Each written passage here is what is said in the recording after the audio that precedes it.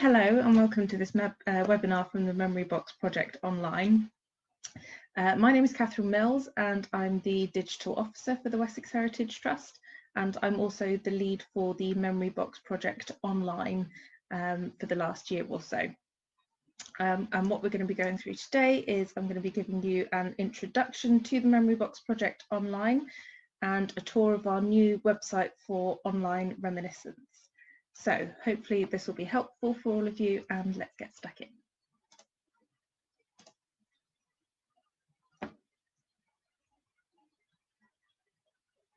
So today we are going to briefly go over a bit of background about what Memory Box Project Online actually is.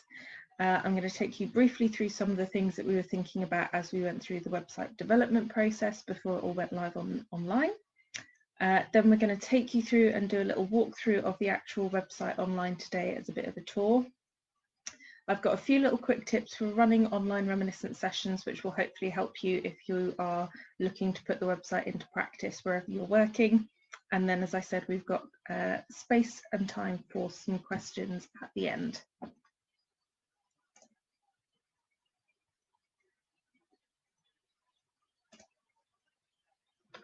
Okay, so what is the Memory Box Project Online? Memory Box Project Online is a National Lottery Heritage Fund supported project which aims to make Reminiscence resources available to people living with dementia and their carers and support network across the UK. So we are sister project to the original Memory Box project, which some of you may know and have worked with before. That project started in 2016 and runs facilitated Reminiscence sessions with boxes of physical objects which our team members take out to hospitals and care home settings to run these Reminiscence sessions. So the Memory Box Project Online is a development of that. We've created a brand new bespoke website, which is basically an online catalogue of all of the physical objects that we've got in the Memory Box Project collection. Over the past year, we've been photographing and digitising the collection ready to go online. And it's a brand new online catalogue, so people can log into the website, browse or search through the items, look at them by themes, dates and keywords. On the website we've also got resources for guidance if you're new to running Reminiscence sessions or want some tips on how to get people chatting and things that you can do during the activity. And there's a chance as well for people to add their own stories and memories to the website as well. And all of that we'll look at in a little bit more detail when we get onto the website. But what we hope is that this will be a resource which will continue to grow as it is used and help people connect and reminisce wherever it is that they are located.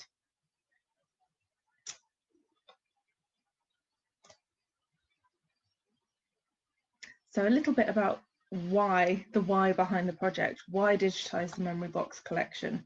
Where did the idea come from?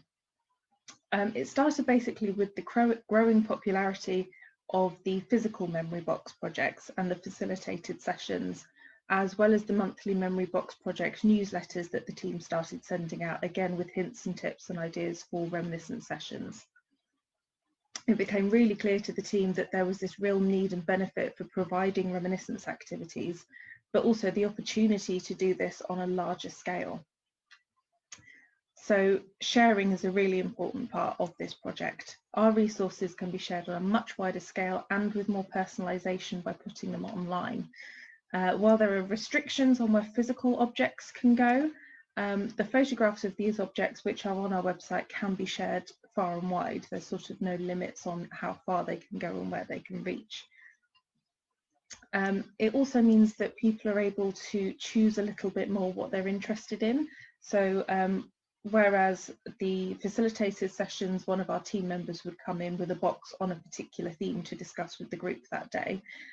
Users to the website have much more option to choose what they're interested in and want to learn more about. On the new website as well, objects can also be saved to an online collection or a favourites folder for people to come back to and have a look at later. So if you know you've got some objects that really spark conversation and get people talking, you can save these to a folder and they'll be really easy to come back and look at again and again with different people, the same people, however you want to do it. And people, as I said, can also share their memories of an object on the website, which contributes to its context and our knowledge of how it was used. So I'll show you how to do that when we get to the website in a bit. But it's basically the idea that if someone, for example, particularly remembers having this Fisher-Price dog toy as a child and has a really sort of strong memory about it and how they used it, that they were happy to share on the website, you can add that. And hopefully that little story will build up what we know about the object and might then help spark somebody else's memories when they come and have a look at this object on the website later on. One of the other things that we want to do with the website in this project is to do with preservation. This can be especially important for any old or fragile objects. Obviously, the less they can be handled, the better, to avoid any damage or anything happening to them. So having a detailed photographic record of the object, which is what we've been doing at the project over the last year with the memory box collection, means that we can continue to use that object for discussion and for looking at and you know, bringing back memories, even if we don't have the original to hand. So while there's restrictions on the original, we've hopefully taken photographs with enough detail to be able to really get people to still talk about that object without it being there in front of them.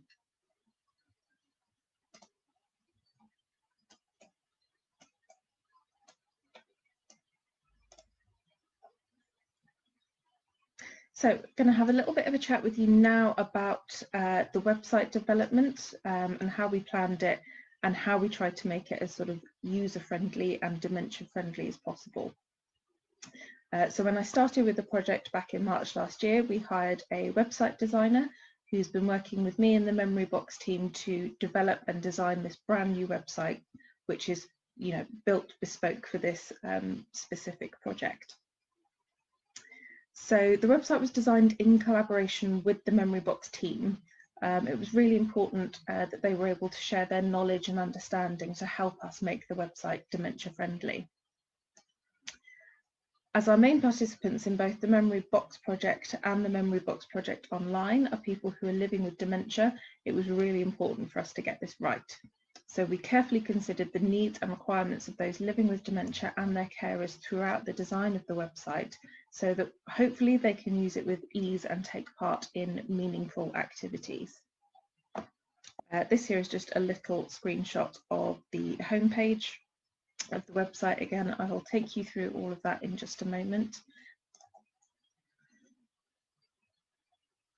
So the Memory Box project team has been able to draw on past experience of roles within the dementia care sector to help us guide the layout of the website and ensure its usability. Throughout, we also invited project volunteers and some of the organisations that the Memory Box project has worked with before, those who work with people with dementia on a day-to-day basis. We asked them to take part in some website testing while it was still being built and developed. That was really interesting to get people's feedback once they've been using it for a while. The feedback's generally been positive, and we have been able to implement some changes and amendments to the website before it went live online. So, for example, after trialling the website, we did slightly adapt and tweak the layout and navigation of the site to make it easier to use. All the way throughout, we've tried to make sure that the headings are clear and concise, the font is really clear and easy to read, and we've got various navigation buttons throughout the website which we use to sort of guide visitors through and help them know where to have a look next and what to do next. We've also created specific icons to help users recognise recurring themes and help connect items which are listed under that theme. So I'm not sure if you can see on the screen here, it's a little bit low towards the bottom, but each of these themes have a different little icon in a round orange circle there, so that every item which is branched under that theme will have that little icon along with it. So it's just a sort of little visual reminder and clue as you go along as to what you might be able to talk about when looking at that object. And finally, like colours as well. The colour design of the website was one of the first things we looked at after we've got the structure nailed down. And it has been based on colours which are reported to be easily recognisable for people with dementia and help engage the brain in activities. So two of the main colours that we have used throughout the website are red and yellow. So red is a highly stimulating colour, which is often used in activity areas to increase brainwave activity and stimulate the production of adrenaline. So the colour red has been used as a highlighting colour across the website. Red has been shown to make an area seem smaller and therefore focus the attention in on a small point of interest. So we've tried to use this colour theory in the website. So as you can see on this items page screenshot that I've got here, each of the items are surrounded with a thin red box to help draw the eye. And also actually around the website as a whole, we've got this red border. So it just helps to like focus the brain in and look at like the specific things on the website. So yellow we've also used throughout the website as well. It's another stimulating colour. Research has shown that these stimulating colours are good for Alzheimer's patients as they can trigger memories and cognitive function. So where we've used yellow throughout the website, we've wanted to draw attention to areas of activity. So for example, the getting started section on our homepage is in a nice bright yellow box. And the sections where you can add your own memories to each of the items is also sort of surrounded in yellow.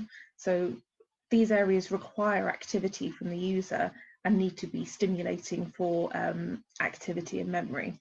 So that's where we've tried to use yellow throughout the website as well.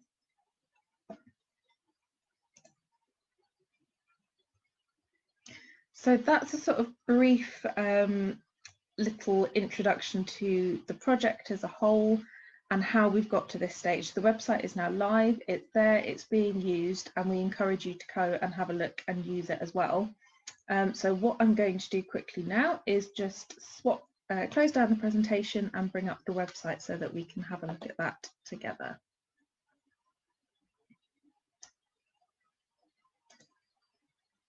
Oops.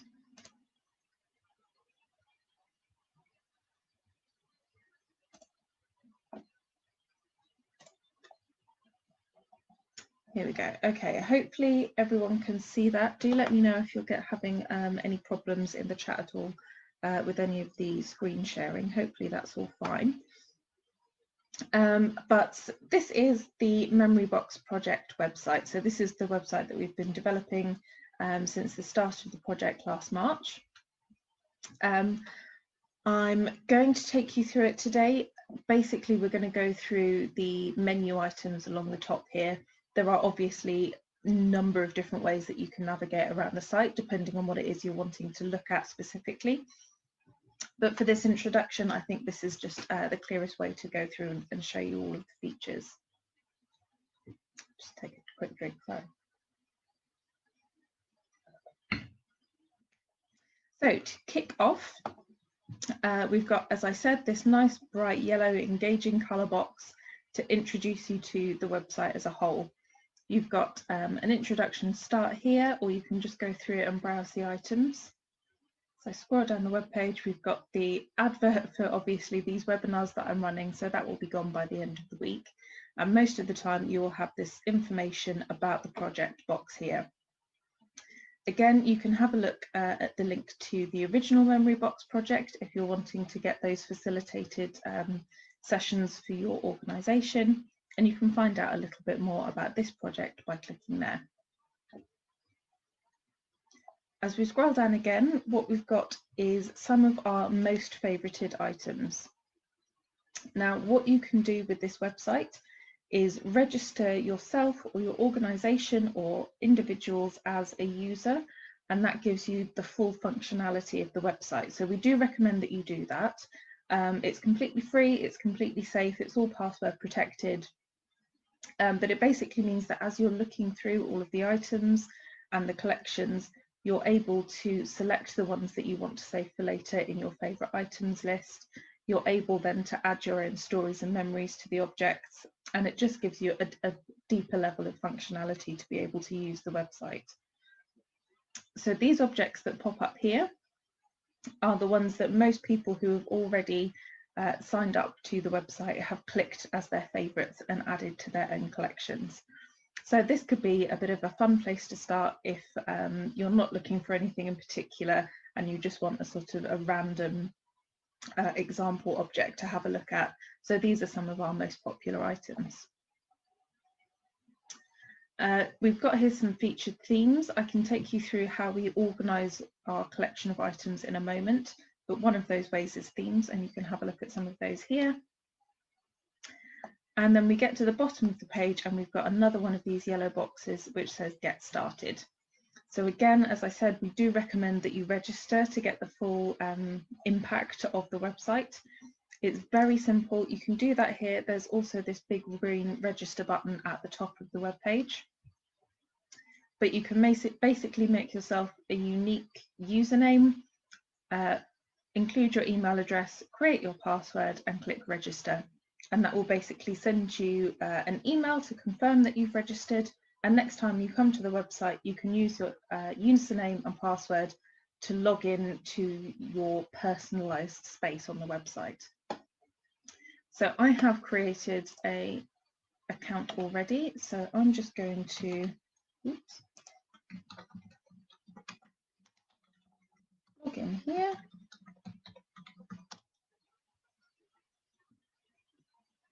And so this is what you will see once you've registered your account. You get your own personal page within the website, which nobody else can see. This is specific to the account that you've created with your username and password. So the only way someone else will be able to see that is if you share that information with them. You can see, so I've got some favourite items down here already. So if there are any things that you think that's brilliant, that's worked really well in the conversation that we've had, I want to be able to come back to that quickly and easily next time, you can favourite them and they will appear here. And so this is like basically making your own personalised memory box in a way. These are all the things that have sparked memories, sparked interesting conversation that you want to come back to again. You can save them all here, so it's much more personalised. So that's your login section. So what I'm going to do now is, like I said, just continue along the menu at the top here. We've got the About page. This just gives you a bit of background into the Memory Box project online, similar to what I've sort of talked you through in the first part of this presentation. You can see a little bit more about how the website works. So if you're coming to the website for the first time and you're not 100% sure, or you want a little refresher, this is the place to come. It will explain to you how best you can use the website. So first of all, you can explore. We've got our online catalogue of items. You can have a look round. You can collect. This is where you can add your items to the favourites page that we just looked at, your own personal account page. And then you can share. So you can share your memories of the items and share them with other people as well. We want this to be a sort of an interactive website, being able to have conversations in groups or one-to-one, but hopefully it's something that can be shared. So when you get to the end of this page, you can get exploring. So it's at this point I want to introduce you to the actual collection and the different ways that you can search through it and find things that you might be interested in having a reminiscence session about. You can access the items from here on this top menu. If you click items, that initially takes you through to our all items tab. So you get this sub menu that appears, which can take you through the collection in different ways. All items is basically every single item that we have uploaded to the website so far. So as we scroll down, you can see we've got a few here and we've got 13 other pages of objects. So there's quite a few up there already, which you can have a look through. And basically these items are shown in the order in which they were uploaded to the website. We've still got a small team of volunteers who are working on researching and uploading objects to the website all the time. We've still got some of the physical memory box collection that I'm photographing and digitising, so there will be new things added to the website as it goes on. And so if you ever want to just come back and have a look at some of the most recent things that were uploaded, you can just come to this page, and the one at the top here will be the most recently uploaded item. So if I just click on one of these here, we can have a look at what an item page looks like. So every item has its own item page like this. You will see we've got a description. This is quite a good chunky description. Some of them don't have quite as much information, but as I said, we've got a brilliant team of volunteers who are working behind the scenes to do some of this research. So this basically gives you a little bit of a history about the item, whatever it might be, any sort of social or popular culture references that might be memorable to people, or just a little bit of information, so that if you know absolutely nothing about the item to start off with, hopefully this will give you a sort of a little bit of a taster of what it is and what you might be able to talk about. You can see the images scrolling over on this box here. Every item has at least 2 or 3 images, quite often a few more taken from different angles, so that you can hopefully see as much of the object in full as possible without it being in front of you. If at any point you want to see any of these items larger, you can just click on it and they pop up and they're full screen here, and you can scroll through them when they're slightly larger so you can see the full thing. As we scroll down a little bit, you can see here we've got our key themes. So this one has been labelled under home and garden and work. So at any point you can also click on these to go through it and see the other items which have been categorised under that theme. But we're going to look at themes in a moment. You can also see here the date that we think the objects were used.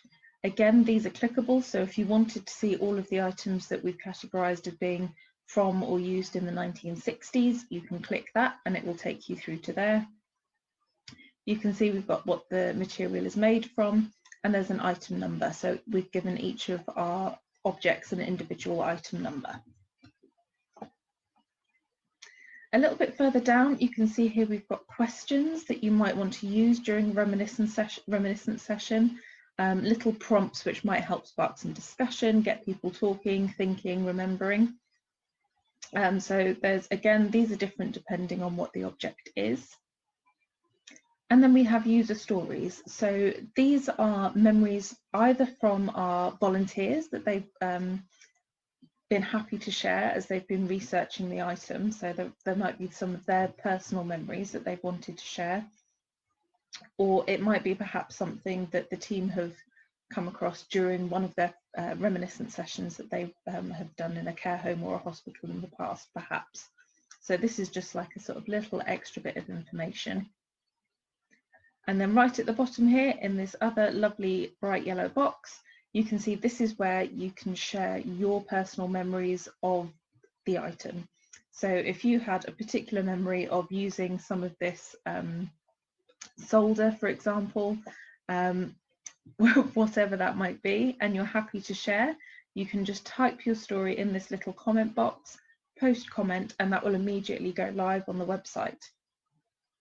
So that is something to think about if you're going to be sharing them, is that it will go live to everyone who views on the website. So one, to make absolutely sure that whatever it is you're sharing, you're happy for that to be shared with the internet. And also that you're not leaving too many personal details like names or things like that, just to be extra safe.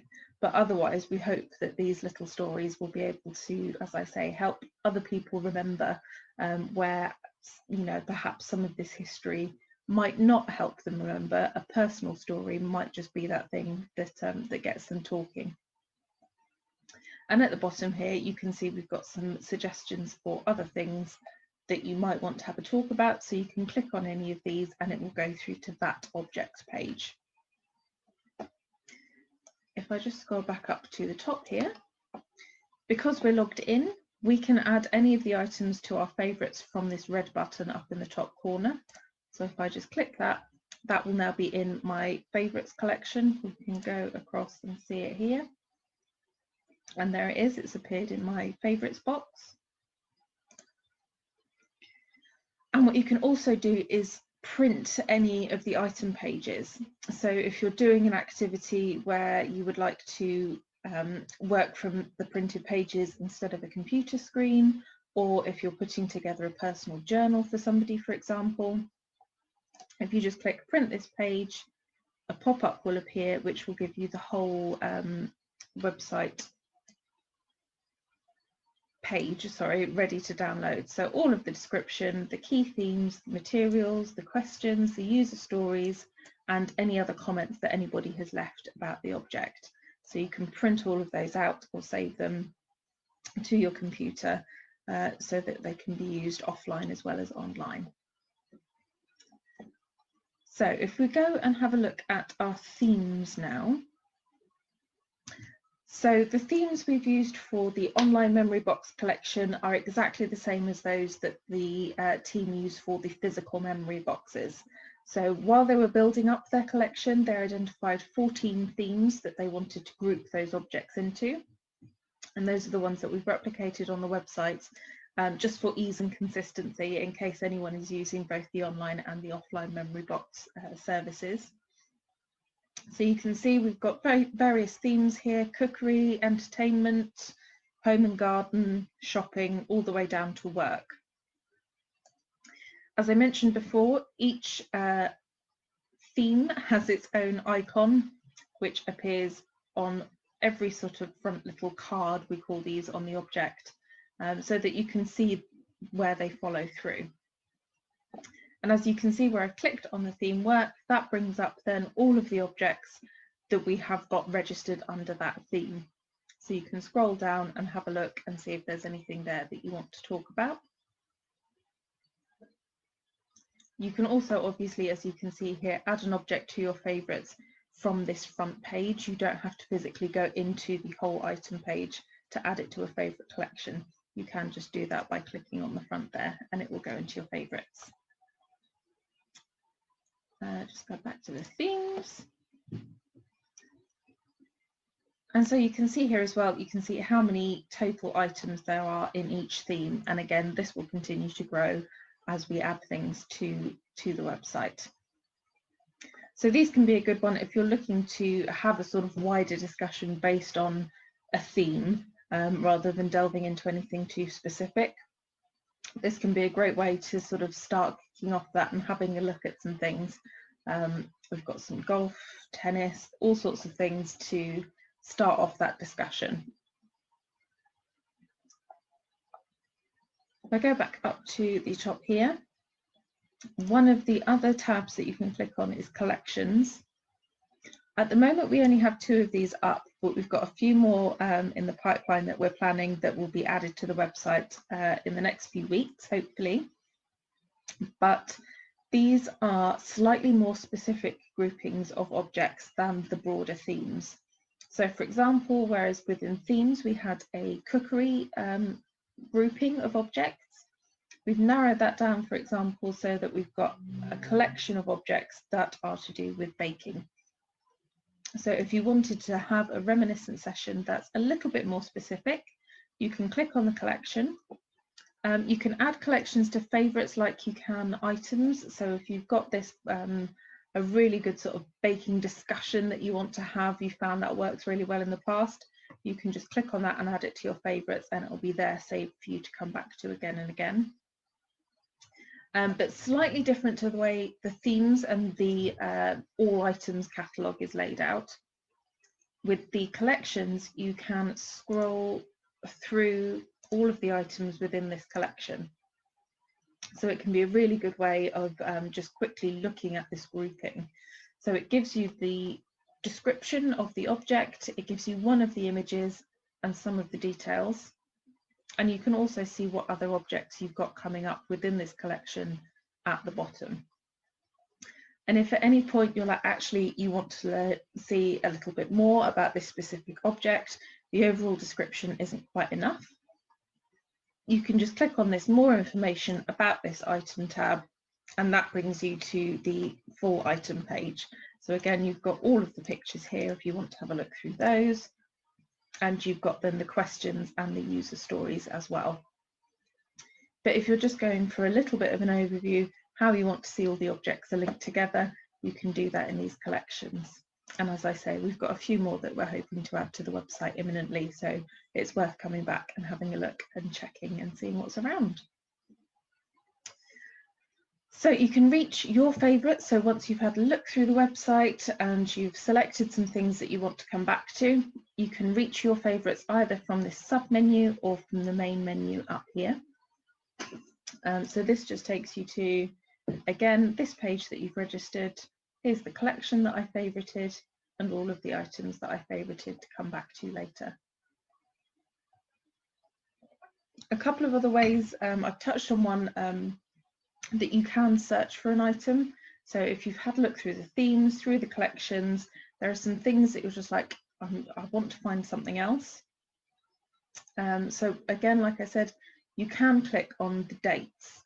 So if I click on 1950s, for example, this brings up all of the items that we've tagged as being from that decade. So this might be interesting, for example, if you are doing a reminiscence session with somebody who grew up in the 1950s, there may be some things, perhaps this toy aeroplane, something like that, which will help spark memories from their childhood.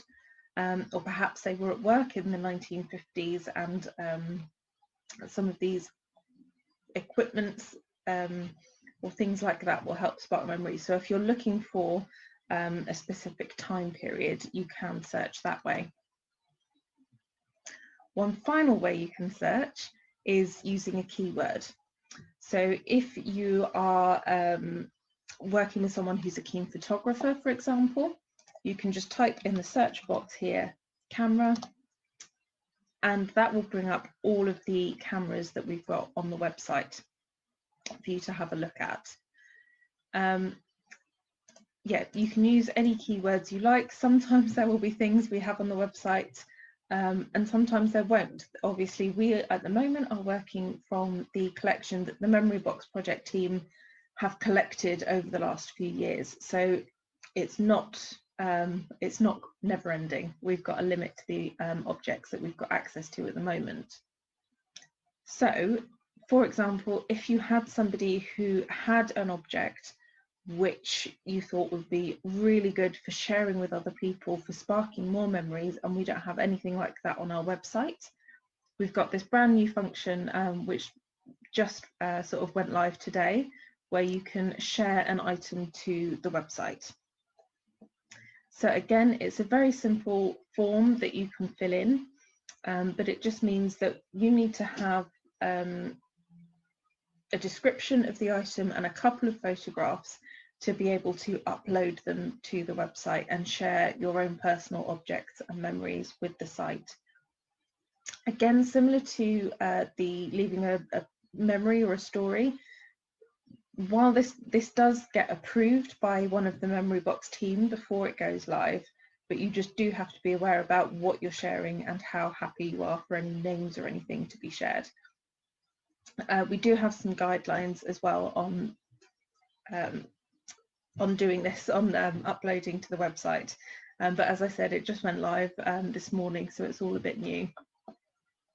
But yeah, basically you pop in the item name, the item overview and a fuller description. You click next and it will take you through to where you can upload your images of the item, and then you submit it to and it will go to a member of the Memory Box team just to check everything over and then put it live. So again, hopefully this is a website that will continue to grow. People can add to it. It becomes a really interesting sort of bank of memories and context and information, which will hopefully be brilliant for reminiscence activities. So that's all of the items. I realise that it's a lot of information to sort of go through, but hopefully you'll get a chance to have a little bit of a look at the website after the webinar and delve in and investigate and explore a little bit more. Going back up to the top menu, we've got here a tab that says resources. So this is a great place to come and have a look for any downloadables or tips or things to help you run a reminiscence activity. Again, this is something that we'll continue to add to. While the website is obviously live and we've got a lot of information up there already, this is something that we continue to add to as the project develops. So for example here, if you're doing a reminiscence session based on the work theme, you've got a YouTube video that the Memory Box project team have put together. You can just watch that directly from the website. If you want to have a look at any of the other videos that the team have done, you can see that on our YouTube channel, which is linked up here, but we will be adding more to this resources page soon. You can also see all of the work-related items by clicking on this link, and then we've got various guides, conversation starters, and games and little activities that you can do as part of that reminiscence session. So at the moment we've got work and we've got shopping, which are similar sort of thing. You can link to the items, get a reminiscence guide and some activities as well as the video. And then at the bottom here we've got a step-by-step training on how you can photograph your objects, like the photographs that I've taken of all the objects which are on the website here. They're all photographs that I've taken from my home, so this is sort of like a step-by-step guide, video guide of how to do it. So if, for example, you are thinking of uploading one of your own personal objects to the website and you're not really sure how to take the photos, you can come here and have a look at this website and it will take you through it. So as I say, we'll continue to add to this, but there's some good little things there to get you going. We've also got the blog, which again we'll keep adding to, but we've got some posts on an introduction to the website, a look at how we've tried to make the website design dementia friendly. We've got a Christmas traditions post which we put up in December last year to help with any reminiscence activities that care homes were doing. And we've got this post which is a sort of guide to how to make your own memory box, whether you're doing a physical memory box with actual items in, or whether you're looking at creating an online memory box using the website. So there's a little bit of a guide there to help you do that. And finally, at the top, there is a contact us page. So if at any point you have any questions about the website or about Memory Box project in general, you can just pop us a little email here and one of the team will get back to you. So that is the new Memory Box project website in a nutshell. Again, like I said, I realise it's quite a lot of information to go through on a sort of a little afternoon webinar, but do go and have a look at the website, have a play around, have a bit of a search. I think that as you use it, hopefully it will make sense and will be useful to the activities that you're hoping to do in your organisation. So I'm going to go back to the presentation quickly and we will finish off with that.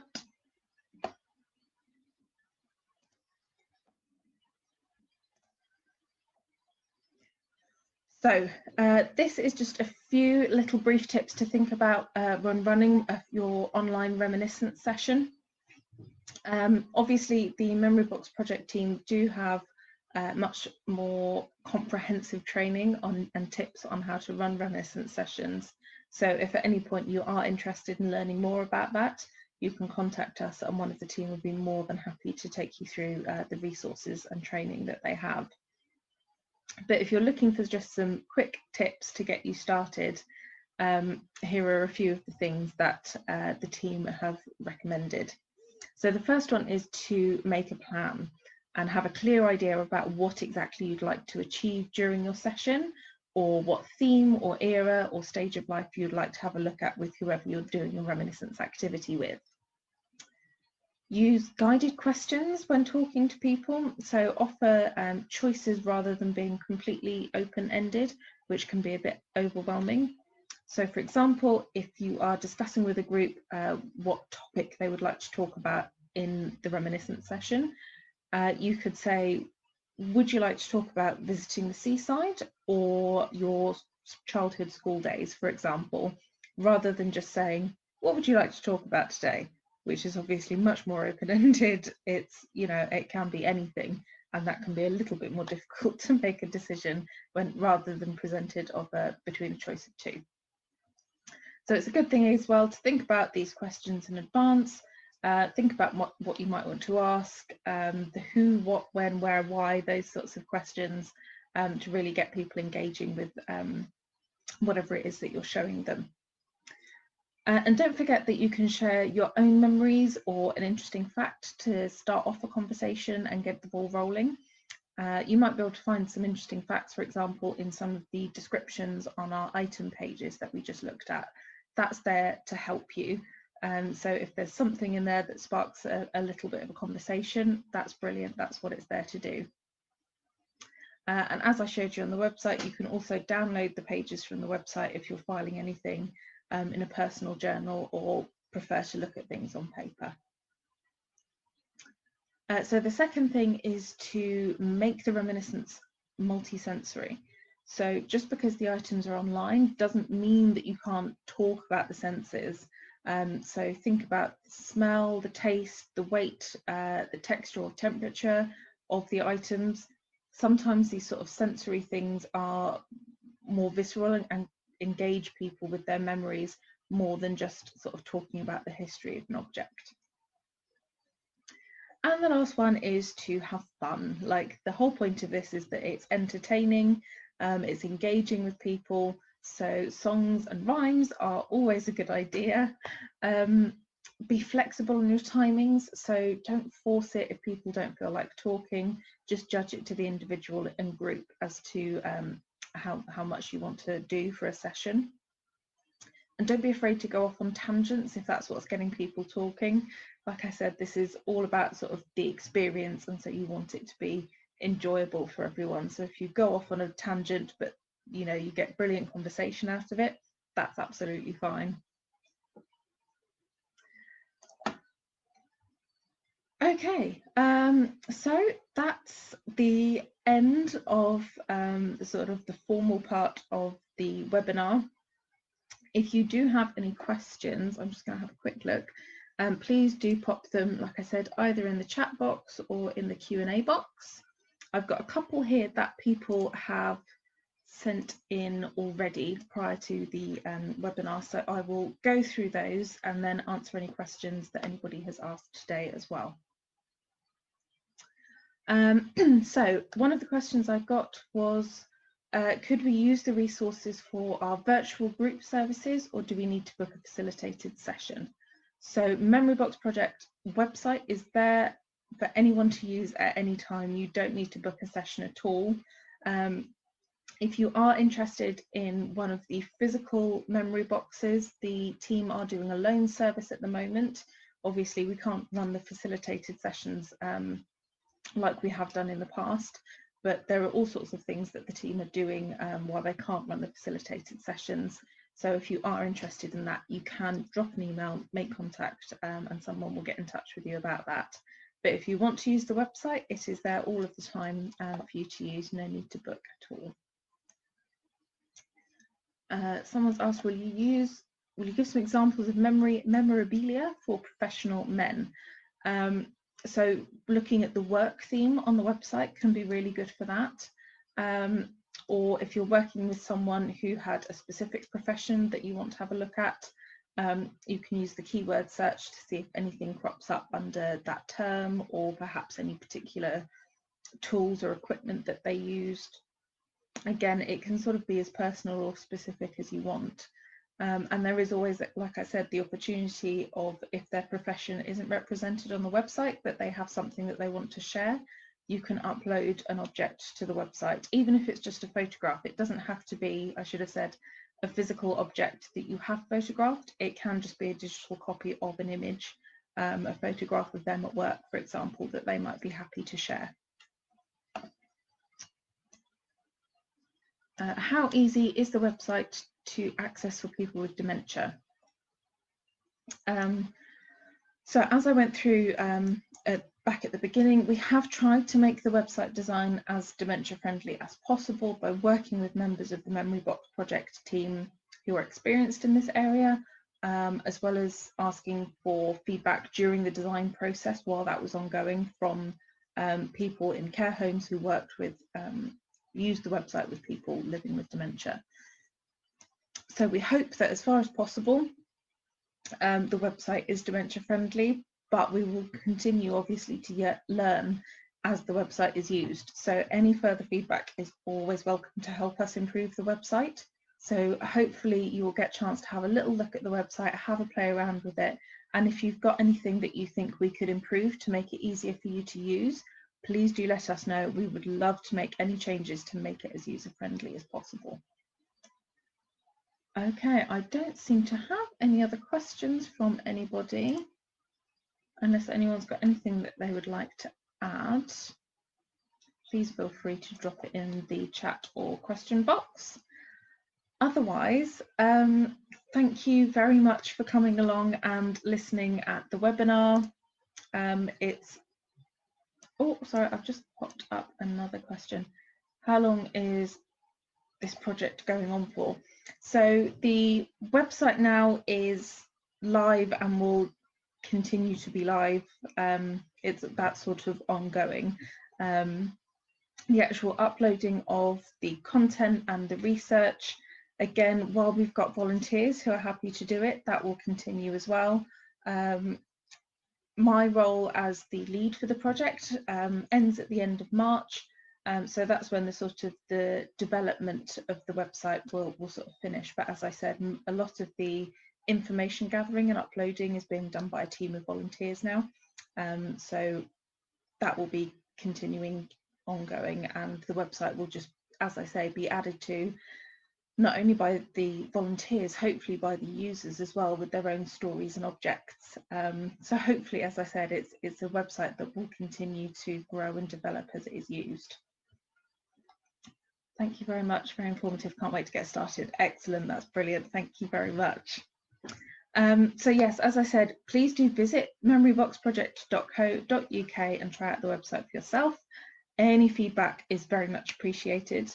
If you've got any other questions, or if you'd like any more advice or anything at all, you can contact me at this email address, catherine.m@wessexheritagetrust.org. I'd be happy to help in any way I can. Thank you very, very much for sitting here and talking this through with me. I hope you love the website and it's really useful and helps you in your organisation. And thank you very much again for joining us. Have a lovely rest of the afternoon.